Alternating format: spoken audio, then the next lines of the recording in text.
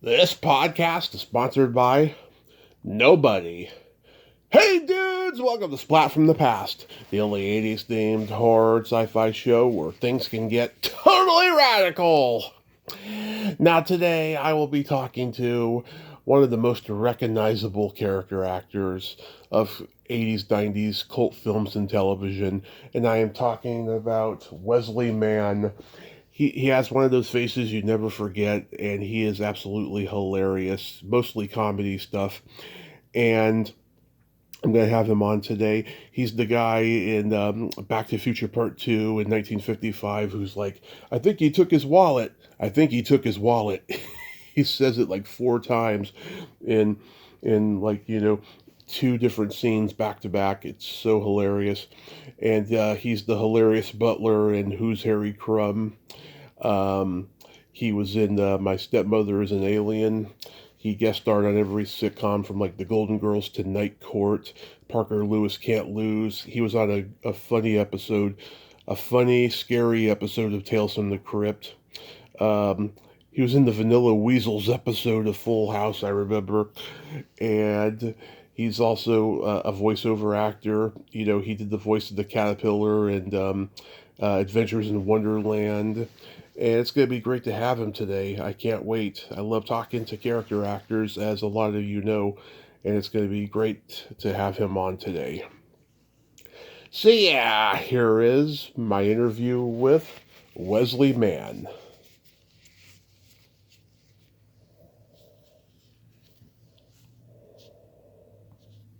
Hey, Wesley, welcome to the show, sir. How are you today? Hi, Tommy. Thanks for having me on. I'm doing great. Thanks.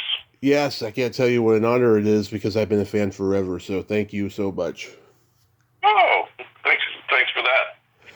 So, going back in time, did you gravitate toward acting early on in your childhood? Yeah, very, very early.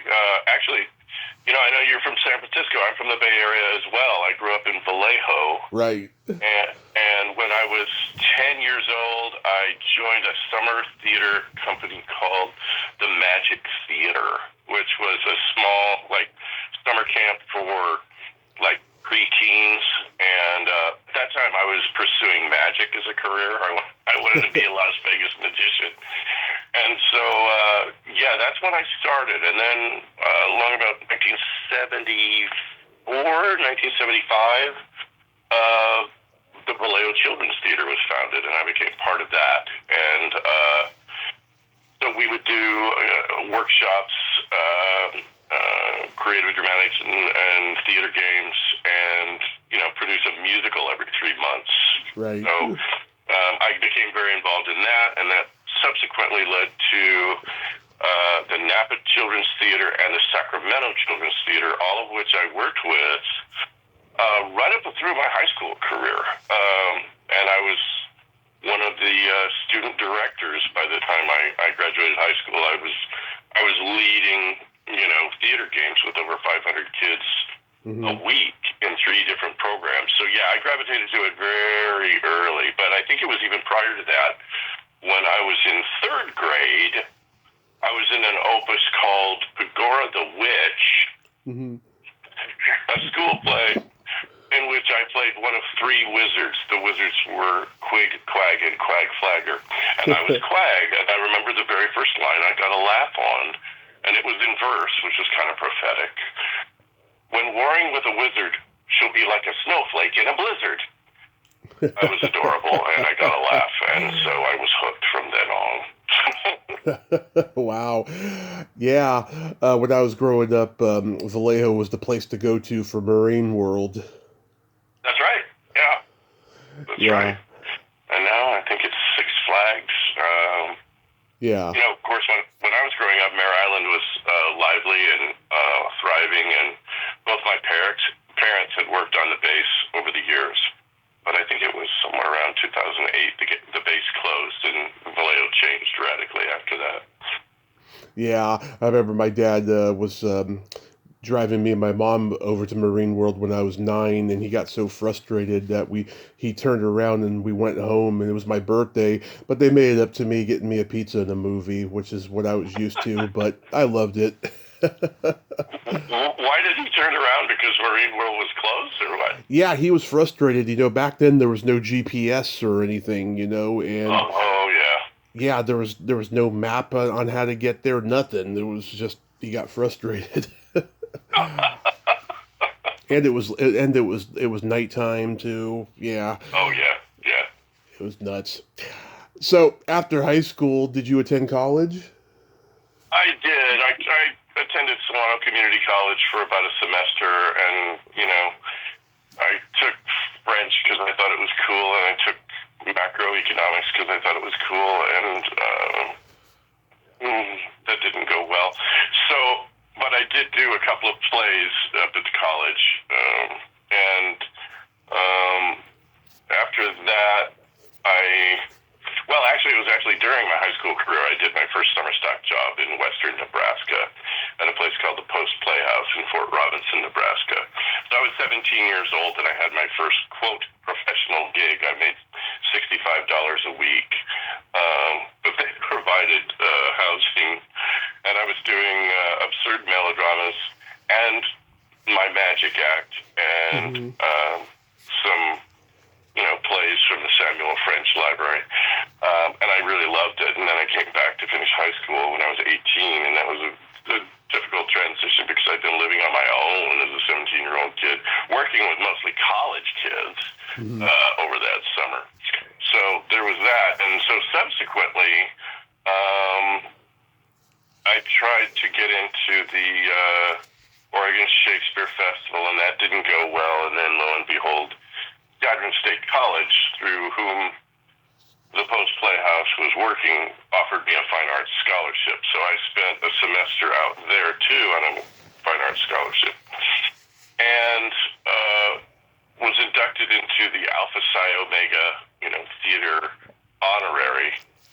And on Thursday night, I was initiated. On Friday night, I was made president, and on Saturday night, I hosted the awards banquet where I received Best Newcomer, Best Lead, and Best Supporting Actor. And at that point, I thought, I think I'd better just get serious about going somewhere and getting some actor training. And that's when I made the decision to try to get into the Pacific Conservatory of the Performing Arts in our state, in Santa Maria, California.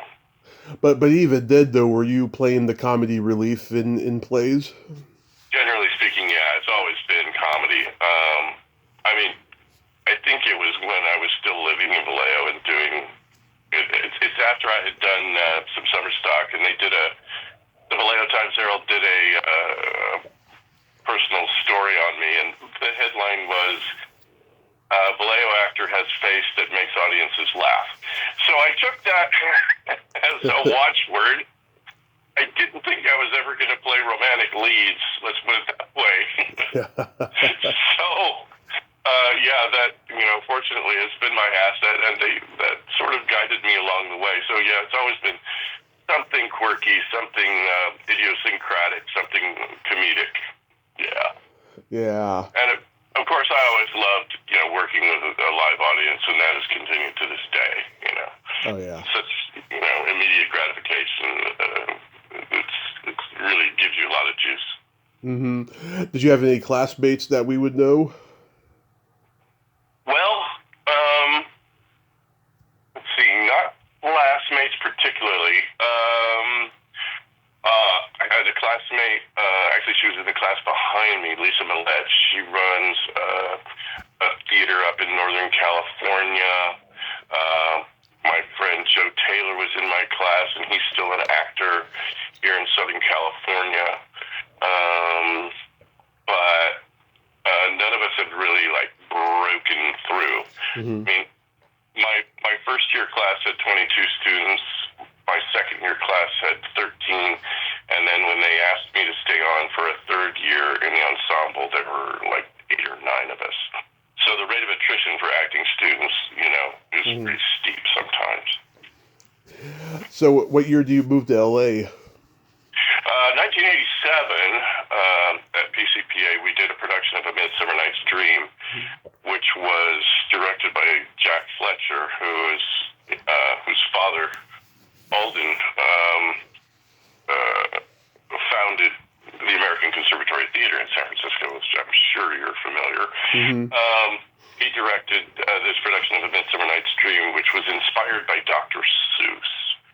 So the design was fantastic, and I played Puck in that. Well, it played for 10 performances under the stars in Solvang, and then it was picked up by an independent producer and brought to what was then the Westwood Playhouse. Now it's the Geffen. It's over in Westwood. And that's how I made the transition. Very fortunate for me to come to Los Angeles with a show, and quite frankly, kind of a high-profile show.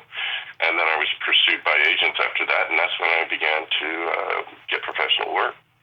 According to IMDb, the first guest starring TV role you did was on The Golden Girls. That is correct. I was in a scene with the late, great Betty White and the late, great Geraldine Fitzgerald. Yeah. What did I know? I was a 24-year-old kid.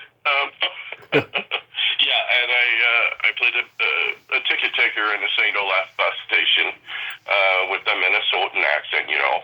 And Terry Hughes was directing. He was this very sophisticated English cat, you know, and for lunch all he had was a banana. And all the ladies were very nice, with the exception of B. Arthur. She didn't say anything to me the entire week. Of course, we didn't have a scene together, so... But I remember a producer's run-through on Wednesday night.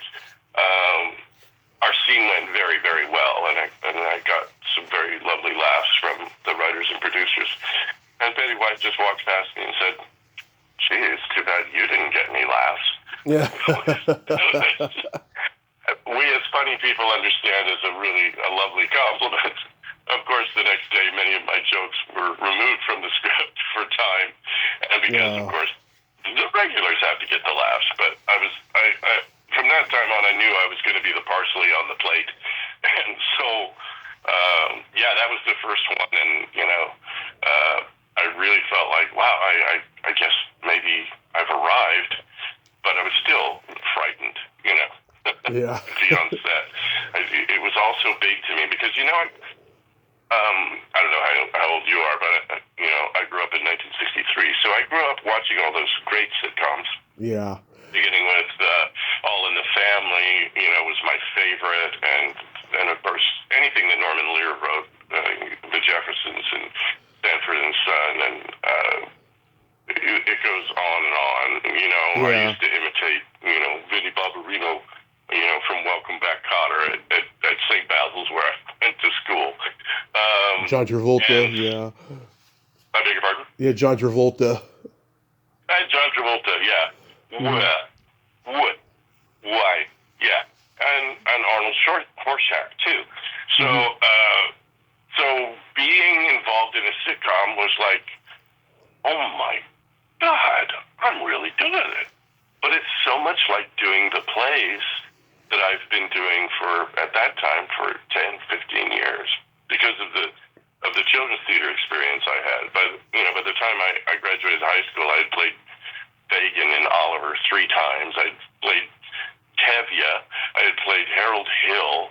I had played Captain Hook. So I got all this practical experience before I even got my actor training. So, you know, when I look back on it now, you know how interviewers say, well, what would you tell your 20-something? I would say, you had more experience than you ever gave yourself credit for. Yeah. Yeah. Yeah, I was born in 1983, and all those shows you mentioned were in syndication, and I watched all of them, too. Oh, did you? Good for you. Yeah, we had Nick at Night and so forth. There was such a resurgence of those, and many of them that I had been on, like, you know, Murphy Brown and Family Matters. You know, every now and then somebody on Facebook pops up and says, "Oh, look who I saw on TV," and it's me and Urkel, you know, a science teacher. That's a great episode. I was so young. I love that episode. Yeah, you play Grady in My Stepmother Is An Alien. What was it like working with Dan Aykroyd? Oh, great. You know, he was a really nice cat. You know, it was he and John Lovitz and Kim Basinger and Richard Benjamin directed. Dick Benjamin, who was really, man, man, if you were going to have a first director on a picture and you're just breaking your teeth in Hollywood, he was a great guy. Yeah. You know? He was patient. I mean, there was one scene in the lab where we had 3 cameras rolling in a very tight space, and I think we had lightning, and we were all supposed to be wet, and we had to do 20, 21 takes of it, you know, for different angles and stuff, and he was just really patient. And so was Dan, and we just did it. We did it over and over and over again until we got it. Lovitz was hilarious on set. Yeah. You know, back then we didn't have cell phones, so there was just a stage phone, you know, for anyone who wanted to call the stage, and the stage phone would ring when we weren't on the bell. And he'd just pick up the phone willy-nilly, and he'd say, "Stage 6, get to know me." And whoever it was on the other end of the phone, it might have been one of the big important producers. He didn't care. Lovitz always has to be in character. Aykroyd was really great to me, and with Allison, you know, who played Allison Hannigan. Now has gone on to do American Pie and all those other things. That was her breakout, and Seth Green too. Allison Hannigan, yeah. But he was great, and the day we wrapped, Dan took John and I to lunch at one of his restaurants in Hollywood at the Border Grill, and he parked in a red zone, and Lovitz asked him, "So, do you get tickets for that?" He said, "Oh yeah, I pay him. You know, it's just, you know, we're going to get in and out, and so I just, you know, it's just for the sake of convenience."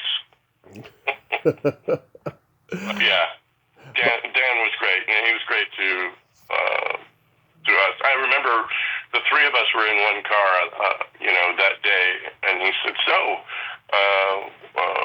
who are you with?" I said, "Well, I'm with writers and artists right now." He said, "Oh, well, they're in the phone book." So what's next for you? I said, "Well, I just got word that I'm going to be working with John Candy in Canada on a picture called Who's Harry Crumb." He's like, "Well, all right then. You're in the phone book. Yeah. Good for you. You're one." I think he said something like, "You're one of us now." And it's like, oh, that's very sweet. There's no... I'm still not one of them. I know, but still, that's very nice of Dan Aykroyd to say that. Yeah, totally, right? Yeah, he's a cool cat. I like him. I mean, that guy, I heard him say on a podcast, he said one time he's hanging out with Chevy Chase, and Chevy gets a call from Jerry Lewis, and he tells him that he's hanging out with Aykroyd, and he's like, "Oh, can I talk to him on the phone?" And Jerry Lewis told Dan Aykroyd, he says, "You are one of the best out there today. Keep doing what you're doing," you know? So, like, Aykroyd knows how it feels, you know? Absolutely, yeah, you know. I was a little disappointed that he didn't show at the SNL 50, but, you know. Oh, yeah. That's one of the reasons why I didn't watch it. One of them. Other than I just felt like the timing was lousy. I mean, come on, a Sunday night, you know? Yeah, I know. I did record it and watch it later. I'll watch it eventually. But, yeah, my earliest memory of you was in Who's Harry Crumb, and I just love how, you know, your character as the butler is so lazy, and like you steal some of the ransom money and then you give it back. yeah, sort of sheepishly, "Oh, here," you know. Yeah. Oh, right. Yeah. Yeah. Champagne? Oh, great. Now everyone will want some. Yeah. They gave me some really choice stuff there, and Paul Flaherty, who directed it, you know, I think I had like 2 or 3 callbacks for that picture, and you know, the third one was like, "Are you ready to meet John Candy?" I'm like, "Oh my God!" And he was, you know, of the nicest men I've ever met in Hollywood. Henry Winkler is one, and you know, John Candy was certainly one of those. What a lovable guy he was, and you know, it's a little. I find it interesting, but when we were working on Who's Harry Crumb up in Vancouver, his children came to the set. Jennifer and Christopher, at that time, they were 6 and 8 years old. Yeah. And I met them. I mean, this was so cool, man. John Candy's personal makeup man was Ben Nye Jr. I don't know if the name Ben Nye means anything to you, but doesn't sound familiar. Ben Nye Sr., created this whole line of makeup that I had been using, theatrical makeups that I had been using for years and years. And here's his son, who's the coolest guy, it's 1989, I think. He's dressed in all white linen. He's about 6'3", and he has a long mane of white, silver hair and a ponytail that goes down to his butt.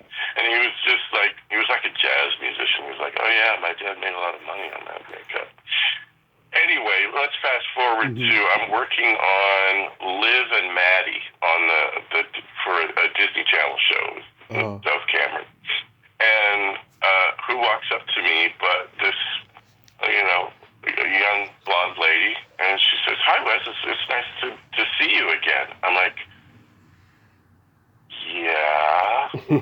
She says, "I'm Jen." I said, "Jen Candy?" Yeah.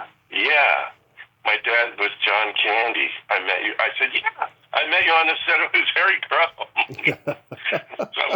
Some 25 years later. So, if you just stay in the business long enough, stuff like that comes back around. Yeah. Oh my God, that's great. Yeah. Isn't that cool? It is. Yeah. That movie should have been a huge hit. I don't know why TriStar did an abysmal marketing campaign for it. I remember Candy did an interview on Bob Costas around the time Uncle Buck came out, and I think he talked about how disappointed he was by that studio's campaign on the movie.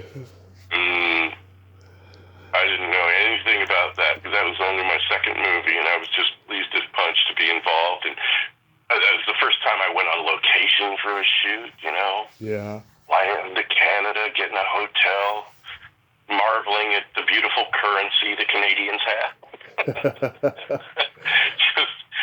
And the people were so nice. I was pen pals with, some folks that I met up there for some time afterward, Yeah. So anyway, I'd love to do that again, but those things are less frequent these days, let's say.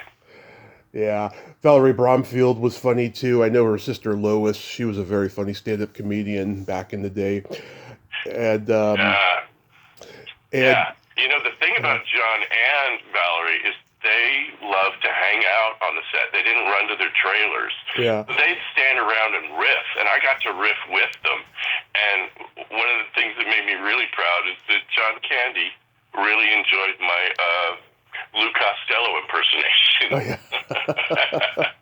but Valerie is also another kind, lovely Canadian, Yeah. Yeah. Yeah, there was a part that was cut. It's in the TV version where Shawnee Smith says that Tim is her second cousin, and that's why he got hired as the butler, even though he's lazy. Yeah, that totally figures. Yeah, I think I remember that in the script. Yeah. It's only been 30-some years. Next comes Back to the Future Part 2. This is, I know the first one is one of my favorite it's my favorite movie of all time. And that movie was the first movie that ever impacted me when I was a kid. Was this like a standard audition for you? Well, actually, it was a supreme audition for me. So, at that point, I think we were on a Universal lot, and I was supposed to go to Imagine Entertainment, and I couldn't find it. I was walking around the lot, and then the security guy, I said, I'm supposed to go to Imagine Entertainment, and he points, and it was a log cabin set back in a bunch of greenery, and I went in there, and the audition was in an enormous conference room, but it was a log cabin conference room. It's like, I have never been in a room like this. And I read some copy that was not in the movie. I guess even back then they were guarding against, things leaking out. So I read this copy for the casting director. They put me on tape, of course. And the next thing I know, I get a phone call from the agent. Well, they want you to do this Back to the Future 2. I'm like, oh my God. Yeah. So you have to be in Whittier, theater at 4 o'clock on, I think it was a Thursday or a Friday. I said, a.m.? They said, no, p.m. It'll be a night shoot. Mm-hmm. Oh, okay. So I went out there at 4 p.m.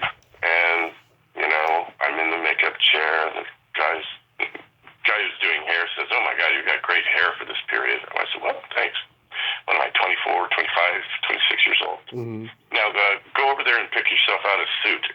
It was like, I don't know what it was like, but I chose this sort of orangey kind of thing. And it's a good thing that I did because it sort of stuck out in the scene. And so I went through the works, and then I waited, and then I waited, and then I waited. And then lunch came at like midnight, I think. Mm-hmm. And so I went to lunch, and Leah Thompson sat with the extras and me and answered all of their questions. Mm-hmm. She was the sweetest person ever. I've met her. She's very sweet. Yeah. And so then we waited until it was like 12 hours later, till it was like 4 a.m. and the sun was coming up. And then we shot the scene. When I look back at everything that Robert Zemeckis has done since then, it was like, wow, we were all so young. I just saw a photo of him during the Back to the Future 2 days, and I was like, yeah, there he is. Yeah. He was a little bit older than me. Yeah. But we did the setup, with CPR, and then I think he stole his wallet. Bob said, okay, just don't overlap me. I'm going to keep rolling. Mm-hmm. And just follow my direction, and we're going to do it just over and over again. Okay, now look at me. Now look away. Now say it. Now look back. Look at me. Say it. Mm-hmm. We did it that way. And I think I worked on that picture for a total of 20 minutes. Yeah. And, the first AD says, well, that's a wrap on Wesley Mann. And everybody's like, oh, yeah. And I'm like, but I just started to have some fun, and then I get to drive home in rush hour traffic from Whittier when all the paper boys and the other people in the industry are going out to their sets. I'm driving home. But that's the only thing about it. It was like really fun, but it was really fast, But I guess some people liked it because it's kind of in the cultural literacy now. Oh, yeah. That's like one of the most memorable lines in the series. I think he took his wallet and said it like 4 times.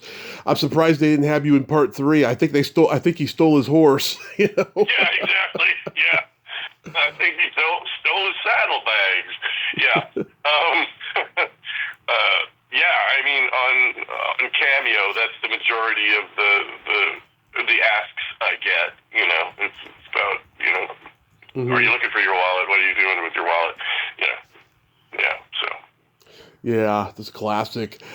I sort of backed into one there. Yeah. You did a Night Court episode. Mm-hmm. Yeah, was that fun? Oh my gosh, that night was fantastic. Mm-hmm. Night Court had me in 8 or 9 times. The great April Webster casting director just kept having me in. Mm-hmm. And it was the 8th or 9th time I had auditioned for Night Court. I just kept coming back. And what was weird, it was a callback situation. We were going in for the producers, and there were like 4 or 5 actors and myself. And I don't know if it was intentional or an oversight, but they left a sheet of paper that was neatly printed out, actors the producers like, and my name was on the list. And I just sort of looked over at it, and I'm like, oh, okay, well, this guy is supposed to have tortoise nervosa. And so I remembered, hello, Mr. Wizard, I don't know what turtle that was from my childhood, an animated character. And my grandmother's husband, his name was Nels Nielsen. So he was a Norwegian farmer in Kennewick, Washington, who had an orchard, and he spoke like this. And it was like, like oh my God, are you real? he's in And slow motion. I flashed on him. It's like, oh, use what you know, right? So I went in for the producers, and I got the gig, and people were laughing at the table read. We laughed when we rehearsed, and then came taping night, and it really brought down the house. And I recently did another Night Court episode as the same character. It aired last Tuesday night. Yeah. And Larricat, just when we were between takes or in rehearsal or something, he was explaining to Michelle Rouse that, we just worked off each other so well. But back then, I didn't feel that way at all. I just felt like John hated me. But he was just in character the whole time, and it just worked like gangbusters, and it was just a love fest. And the producers afterward were like, "That was so funny. Thank you so much. We're so glad we have you." And Yeah. and Marky Post was, God rest her, was so lovely, and Harry Anderson was kind as the day is long, and Richard Mall, who I worked with subsequently, was great too. Yeah. So that was a big night for me. That was before. I think that might have been before Harry Crumb and after Stepmother. Right. So yeah. Marky, she was from Palo Alto. Was that right? Wow. Yeah. NorCal. Yeah, another Bay Area person.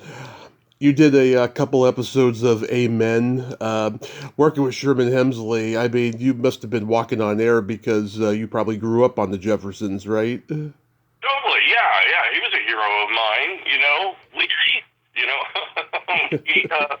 and he was incredibly great too. He let me be funny, and I was playing his tax man, and I knew how to play it, and the whole cast was welcoming.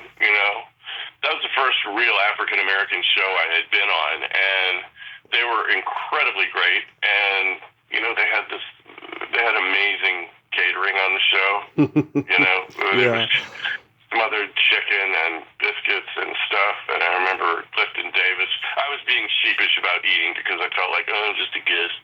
He's like, get in there, get you some. Don't be shy. So they were very welcoming, and it was really fun, and big laughs. And then they, when the show was going to be off the air, when it was canceled, they invited me back to be the man who shut down the church. So, yeah,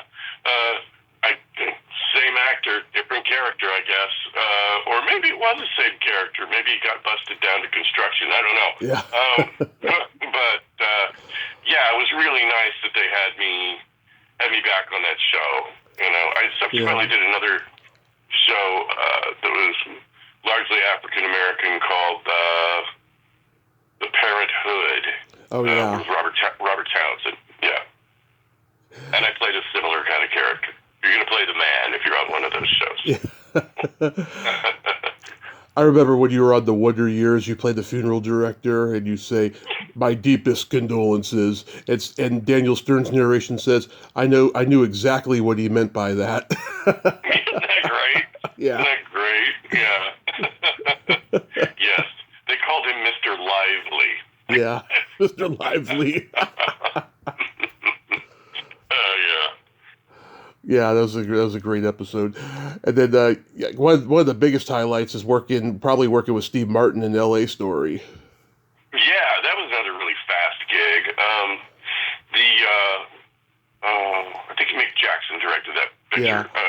We had been together on Chattahoochee a year or two prior, and I guess that's probably why I got hired to play this little day role of Tony, the gas station guy. I grew up listening to Let's Get Small, of course. Yeah. And the Wild and Crescent Guys. Yeah. Great albums. But that was another situation where we shot it right in Hollywood at a gas station, which is now a Starbucks. What a surprise. And I waited around. I was called to the set. We did it 4 or 5 times, and that was it.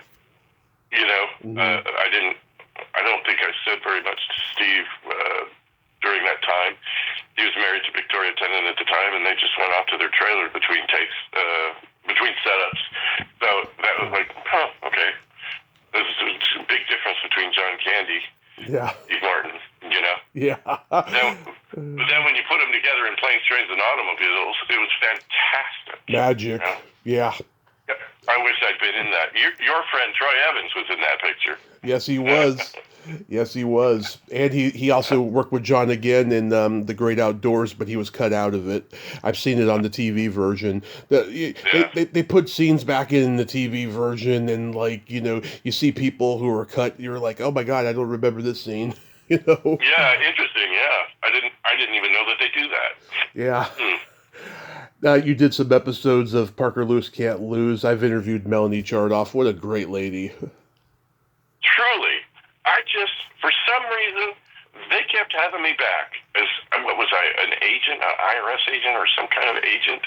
Yeah. And you were, there's the first one you were in, you and Ron Canada are both like school board members, and you buck Miss Musso down to becoming the home ec teacher. Yes, exactly. Yeah. Mm-hmm. Yeah. Yeah, I got along really well with Ron Canada.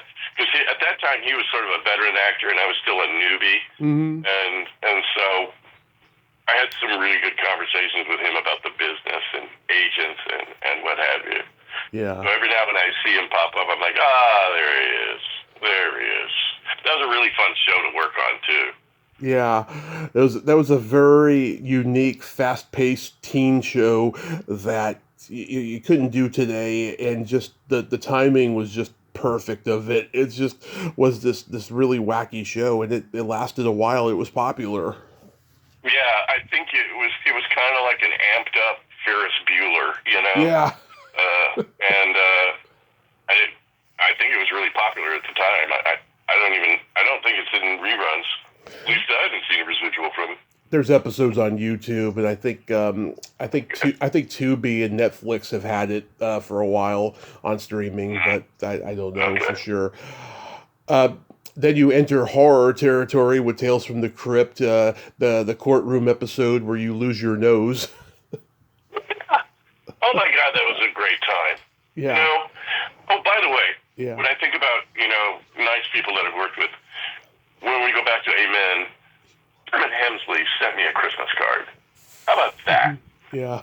That's pretty cool. And I think about that because the folks at Tales from the Crypt also sent me a letter afterwards thanking me for my work and being on the show.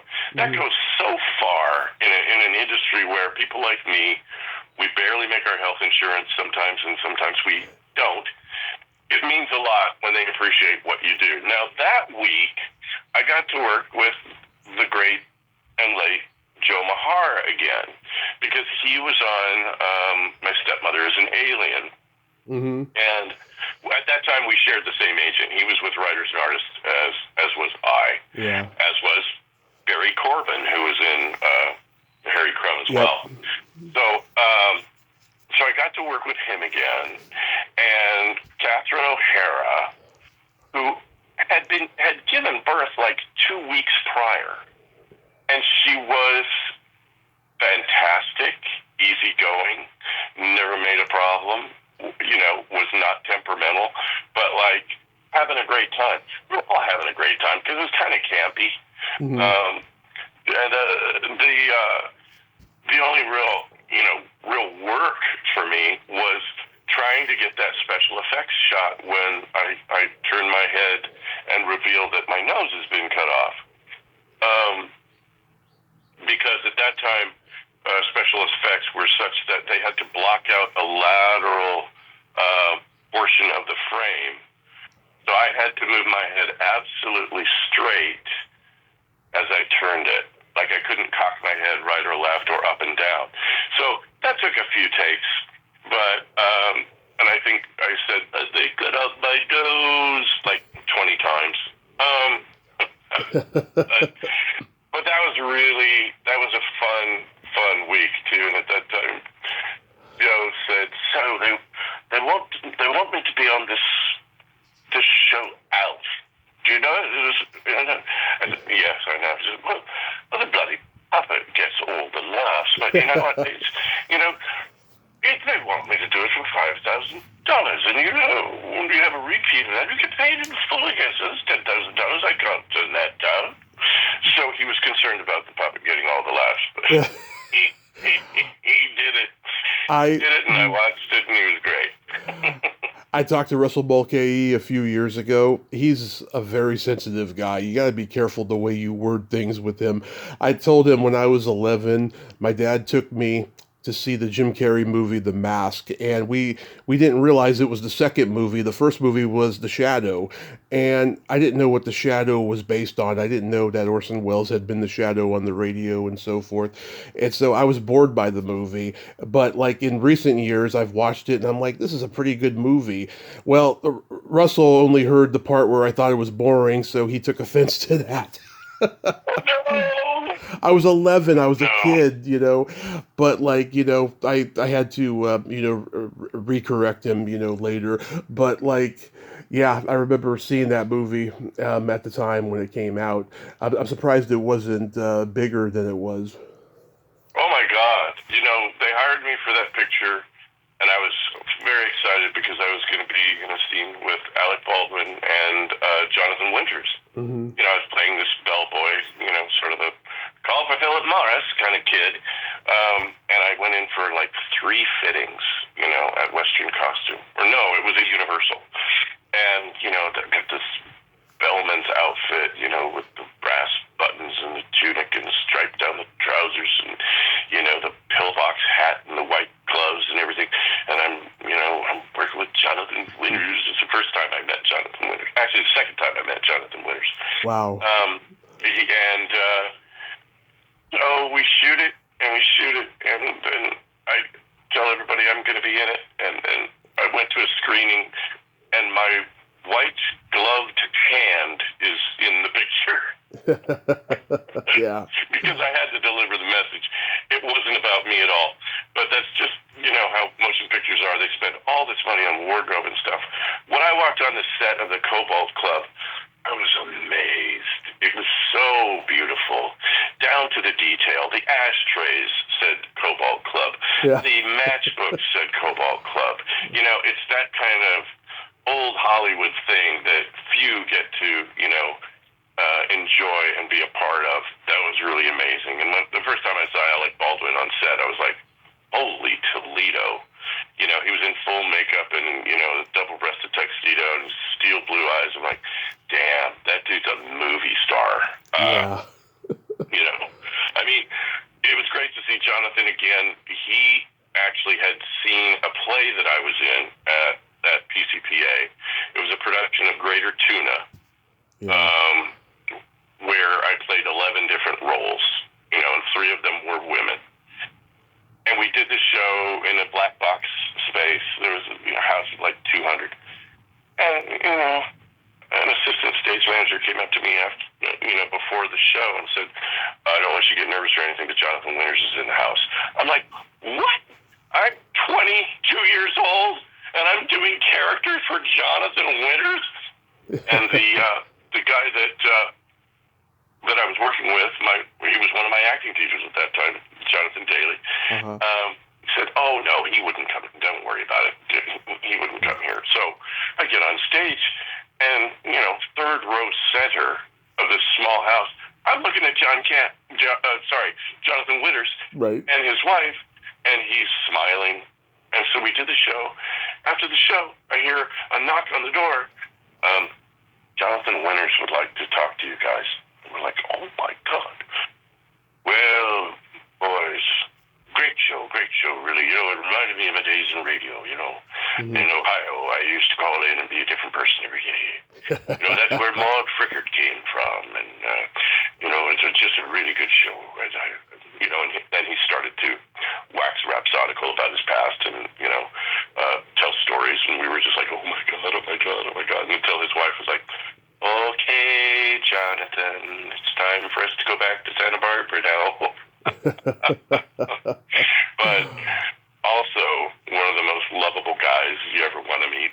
And so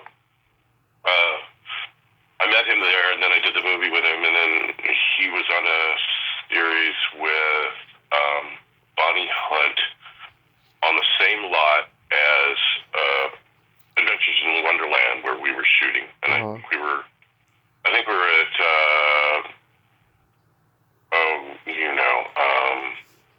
CBS Radford at that time. And Bonnie Hunt was a friend of Richard Coleman, who played the Cheshire Cat in Adventures in Wonderland. He said, "You want to go meet Jonathan Winters?" I'm like, "Yeah."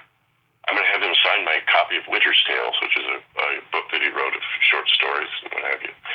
And he was gracious then too, but complaining about toys because they wanted him to do toys, but they wouldn't pay him what he wanted, and so Donald O'Connor wound up playing the role. Oh well, the business.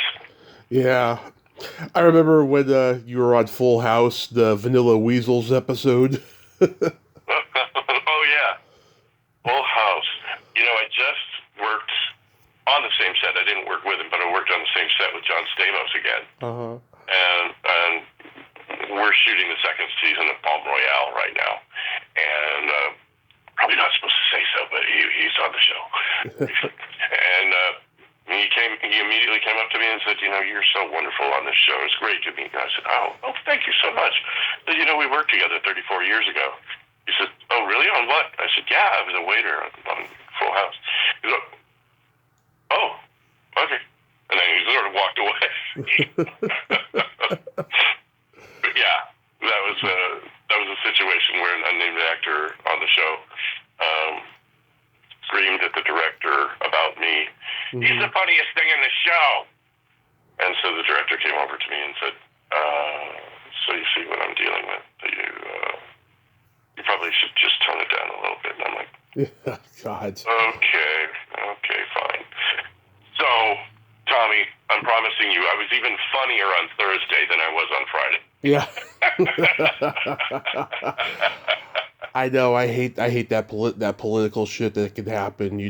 I've heard stories like that where people have been partially written out of the show because they were upstaging the lead and all of that. It's just stupid. It really is. It's business too. I mean, those folks, they need to hang on to their jobs, for their lifestyles and what have you. And it's rarefied air that I've only dipped my toe in once when we were working on Adventures in Wonderland. And I wasn't even making network money then, but you start to rely on it, and then you need it, and then things happen to you. And so I don't hold it against anybody, but that's kind of how the grand world of the industry works. My dad took me to see Angus when I was 12, and we still watch it to this day whenever I see him. There must have been 5 other people in the theater, I remember. And you're so hilarious in this movie as the science school recruiter. We crack up when you say to him, "I went there myself when I was your age." Yeah, exactly. Yeah, Mr. Bethune. Yeah, and the great thing about that was working with the director, whose name escapes me right now. Patrick Reed Johnson. Patrick Reed Johnson, yeah. He was very cool.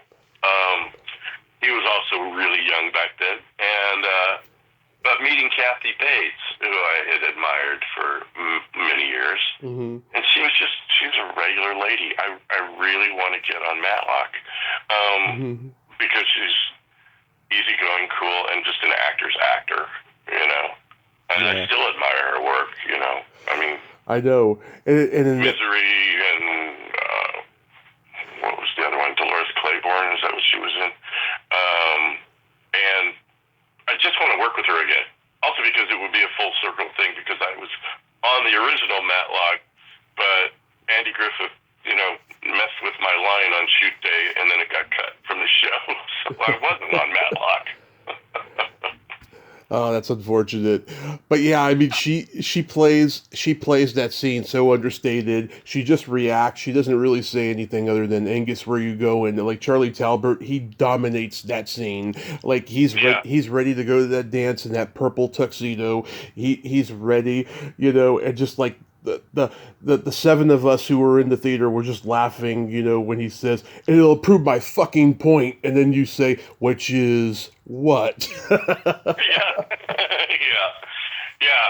And I think we had wrapped on the picture, and Patrick mentioned to me that no, this is Charlie's first picture. We found him in Kenosha, Wisconsin, Yeah, and I was like, wow, he's a natural, you know. yeah. He Um, he was like at a Wendy's or something, and he went ballistic because his order was messed up, and like Patrick like happened to be there and like said, "Hey, you want to be in a movie?" oh my God, that's amazing! I didn't hear that part of the story. Yeah, that's what I read years ago, and I was like, wow. I've asked Charlie to come on. He's a busy guy. He's doing like one indie film after another now, Oh, but great. at least he's working. At least he's working. But yeah, Gee, Patrick, I think after we're done here, I'm going to hit a Wendy's and throw a temper tantrum. I think yeah. that might be a way in for a 37-year veteran. Say something like, "You took away the salad bar." Yeah. Rats and frats. Yeah. Where's James Cromwell when you need him? When you were making The Adventures of Rocky and Bullwinkle, did you see De Niro on set? I did not, no, but, Whoopi, of course. Yeah. And she surprised me a little bit. She was very specific about, okay, Des, I'm not feeling it. Can we do it again? Or can we talk about it? She was really specific. This is a judge role that, it's a cameo. It's kind of a throwaway, thing in a really wacky picture. But she was getting very, very specific about it, and kudos to her for that. I was in the readings for that. The Margiotta sisters were the casting directors for it, and they asked me, because they knew I did voices and things, they asked me to do the casting sessions for it. And they were casting the role of Natasha. And so I was doing the voice of Boris, and I was doing the voice of Rocky. Right. And who comes into audition but Laura Dern for the role of Natasha? And she had her lines written out on a yellow legal pad. And so I'm just learning everything from this woman. Yeah. It's such a paradigm shift having to be on the other side of the table. Yeah. So I read with her and I did my voices, and right after she finished, Des said, "Thank you so much." And Laura Dern turns to me and says, "Wow, you are so good. Thank you for reading with me, and I will never forget that."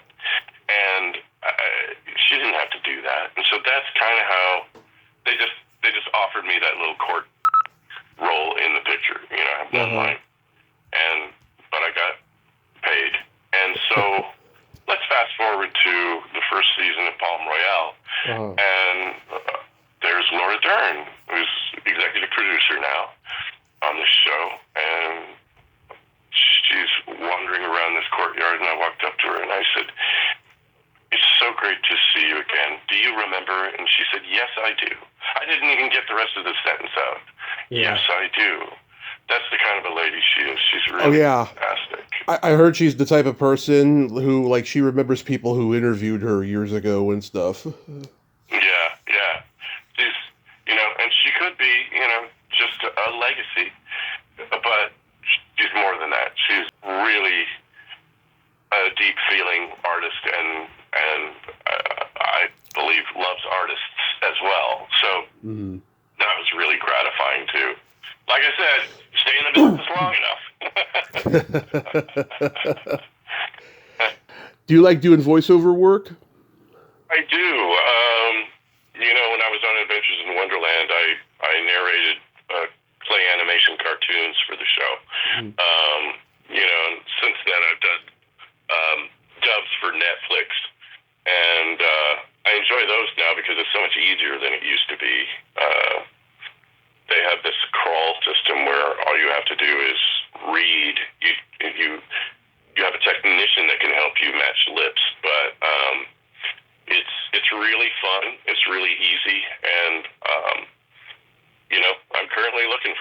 undercover agent, as a matter of fact, because Mm-hmm.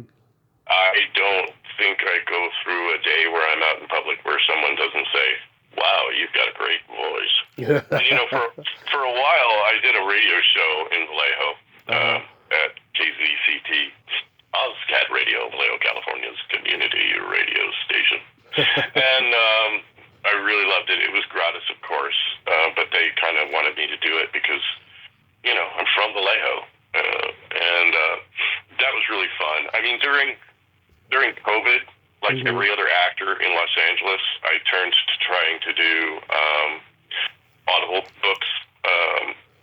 And so I set up my studio and I learned Audacity and I learned how to record at home. And I did all of that and then discovered that, I can't make a living at it. So, yeah, I do love voiceover work, and I'm glad that I've sort of matured into my voice over the years.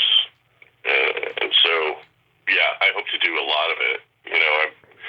I recently worked with Wendy Malick on Night Court. She's great. I said, oh my God, Innovative has been so fantastic for you with the voiceover. Your voice is everywhere. She said, yeah, well, they wouldn't even pay attention to me until I was nominated for an Emmy. I'm like, oh, God, okay. Yeah. That's where we are in this industry right now. Right. Like all the stars who we used to only do movies have all come back to TV and streaming. And so they're guest spots on TV that I used to make a living at, those are all going to names, or they're just not having them any longer. Yeah. We've got an issue with Runaway Production here in Los Angeles. When the Emmys were airing, there were only 2 shows that were nominated for Emmys that were shooting in Los Angeles, and that was Fallout and Palm Royale. So something's got to happen here in California to get, filmmaking back here. Mm-hmm. We live in hope, but it's just after the strike, I think the producers retaliated a little bit and said, okay, we'll give you a deal, but we won't shoot here.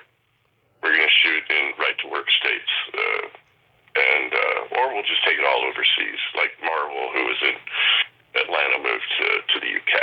So anyway, we live in hope. That's enough of my tirade on that. Have you done any Comic-Cons? I have not yet. I've made a couple of connections, but I haven't followed through with it yet. My friend Kevin Simons, who does those, and he's suggested them to me, and has even hipped me to his agency that does nothing but that. But I haven't followed up on that because I've been busy with Palm Royale. But we're about to wrap season 2, so it may be time to invest in that again. Yeah, because they're very lucrative and hot now, I mean, at least you'd have that in your back pocket if you need. Totally, yeah. And the thing is, I don't know if it's false humility or just being humble, but I didn't know that anybody would really want to talk to me. I didn't know that I was a big deal. Oh, you're one of the most... I don't think I'm a big deal. You're one of the most recognizable faces in cult film and television. Of course, they're going to come to your table. Well, thank you, Tommy. Thank you. Yeah. I'll tell my agent you said so.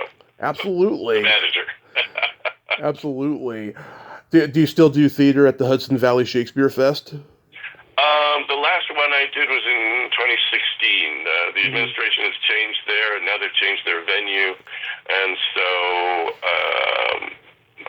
it's not likely that I'll be back there, though I do miss the Hudson Valley and all the folks that I knew back there. I'm still in touch with many of them, and my New York actor friends, who are living in tiny apartments and going out of town to do regional jobs and getting the occasional TV job. God bless them all. So I had a lovely run there of like 11 years, and I've now done 17 of Shakespeare's plays with multiples of a few of them, and I do miss it.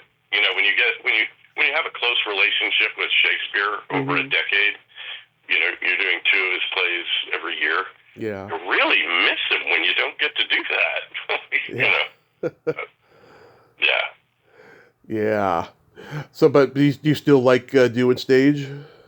I do love the theater, yes, yes. But it's getting harder and harder to make a living at it. Yeah. The COVID really messed with a lot of small regional theaters because Actors Equity, put down a lot of regulations for small theaters that are the same regulations for Broadway theaters. Like, you have to put in a new HVAC system. You have to clean your theater after every performance with an outside, cleaning team. Yeah. These sort of things small theaters simply cannot afford. But, if you want to work union, those are the stipulations that you make. And we're trying to fix that, but, my wife runs a small regional theater in Juneau, Alaska called Perseverance Theater, and they've had to suspend their equity contracts because they just can't comply with that. So they've had to go non-equity, and that really limits the talent pool. And, just to have a small theater survive COVID was remarkable. And now they're thriving again. So we hope that, soon they'll be able to go back to equity if equity comes around to, loosening up on these things. I hope so. I mean, I love going to the theater and seeing performances.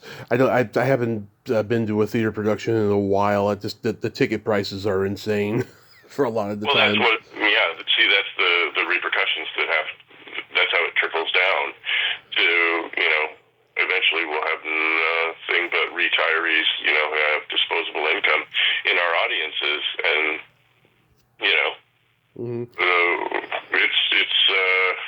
it's tricky.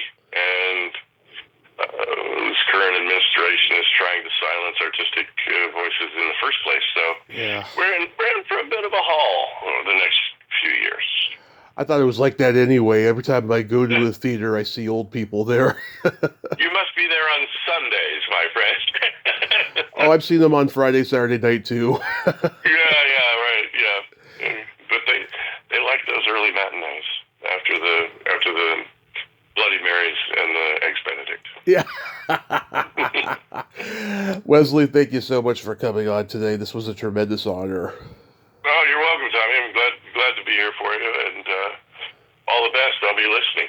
Absolutely. You have yourself a great day and be safe out there. You too, buddy. Thank Cheers. you.